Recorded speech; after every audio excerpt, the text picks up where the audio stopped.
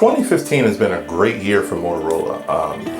They kicked things off with third generation Moto G, second generation Moto 360, the vastly improved Moto X Pure Edition, and we're ending off the year with the Droid Turbo 2. So we've had it for a while, hasn't been up yet. That's our fault. Should have been went up.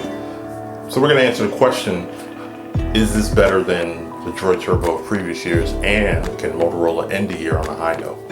So like everything else this year, Motorola applied Moto Maker to the Turbo line. So now you have the option for pebbled leather, soft grip, or ballistic nylon, as in last year's. Another big selling point for the Turbo 2 is the new Shatter Shield technology.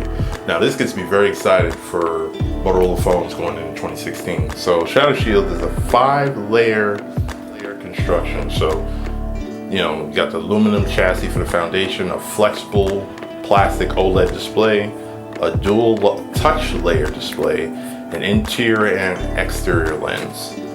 So all that with Quad HD OLED display, like you said before, with 540 pixels per inch. Like I said, it's 5 layers, so if stuff gets ever so slightly muted, it's fine.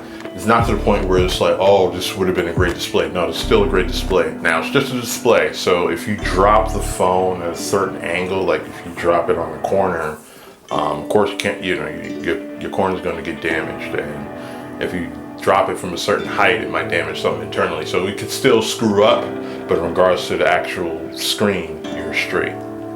Well, inside, Motorola decided to make the Turbo 2 live up to the name by giving the best processor out right now, in my opinion. So inside is the Qualcomm Snapdragon 810 version 2 processor. You got 3 gigs of RAM, so it should really handle like a dream, at least with my time with it, which is about a little over a month. Definitely handle like a dream for the most part. And then on the battery side, 3,670 milliamp battery inside. So of course they're talking about 48 hours. So on light to moderate usage, I'm easily getting that. With a little heavier usage, I'm getting closer to 24 hours. And to really drain the battery, pictures, going to events, I'm getting into Snapchatting, banging out emails, even starting to write review drafts and using Google Keep, hangout combos all day, streaming music on Google Music, listening to podcasts on Pocket Cast. That's my thing now. And then just hours and hours of YouTube, whether it be listening to audiobooks, watching interviews, or just, you know, watching silly shit on the internet. Oh, in case if you're wondering, it has the same 21 megapixel camera that's also in this guy, the Moto X Pure Edition. So you get the same results. So if you want to see more on what that looks like, make sure you hit the card above. So when it comes to the software and all the iterations, you have everything that you would expect to see in a Motorola device. So it's pretty much damn near stock Android. You have the weather widget control center in the middle, which you can leave or get rid of. That's the only real variation.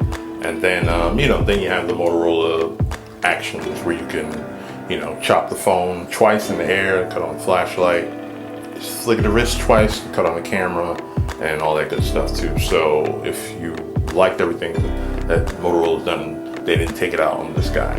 So to answer the questions, yes, they did make it better, and yes, Motorola can end all things on a high note. Now, Motorola definitely saved the best for last in regards to their devices, to the point where this can probably be viewed as more of a flagship than the Moto X. But unlike the Moto X, if you want the best from Motorola, you have to go to Verizon, which isn't a problem. But if you're already settled in a different carrier, you got your plans and everything worked out, that means you're gonna have to jump ship. So just keep that in mind. And as always, don't forget to like, share, subscribe. We appreciate you for those who do happen to catch it, whether you watch 2 minutes of it or whatever. We do appreciate you for those who share it.